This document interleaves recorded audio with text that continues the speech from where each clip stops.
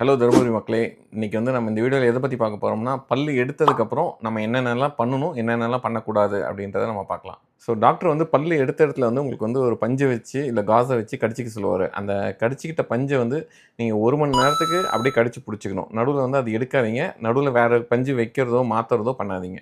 முக்கியமா அந்த பஞ்ச நைட் ஃபுல்லா நீங்க வாயில வச்சு கடிச்சுக்கிட்டே தூங்கிட வேண்டாம். பஞ்சு எடுத்ததுக்கப்புறம் பார்த்தீங்கன்னா, நீங்க இந்த வாய் கொப்பளிக்கிறது, துப்புறது அந்த மாரி விஷயங்கள் பண்ண வேண்டாம்.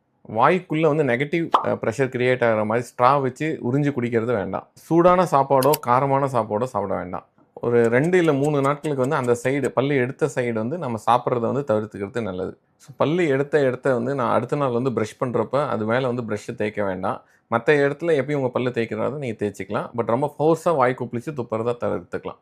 2 இல்ல 3 நாட்களுக்கு அந்த இடத்துல நாக்க வச்சு தொட்டு பார்க்குறது, புண்ண ஆறிடுச்சான்னு செக் பண்றது, கை வச்சு பார்க்குறது, அந்த மாரி விஷயங்கள தவிர்த்துக்கலாம். ஸோ அப்புறம் டாக்டர் குடுக்குற மெடிகேஷன் தவறாம குறைஞ்சது ஒரு 3 இல்ல 5 நாட்களுக்கு நீங்க எடுத்துக்கணும். In case of any emergency, அதாவது நீங்க பல்லு எடுத்த இடத்துல அதிகமான ப்ளீடிங்கோ, அதிகமான வலியோ, இல்ல அதிகமான வீக்கமோ இருந்தது அப்படின்னா, உங்களோட பல் டாக்டர உடனே நீங்க அணுகவும். ஸோ நீங்க ஒரு டயபெட்டிக் பேஷண்ட்டா இருக்கீங்க, ஒரு ஹைப்பர்டென்சிவ் பேஷண்ட்டா இருக்கீங்க அப்படின்னாக்க, உங்களுக்கான மெடிசின நீங்க கன்டினியூஸா எடுத்துக்கலாம்.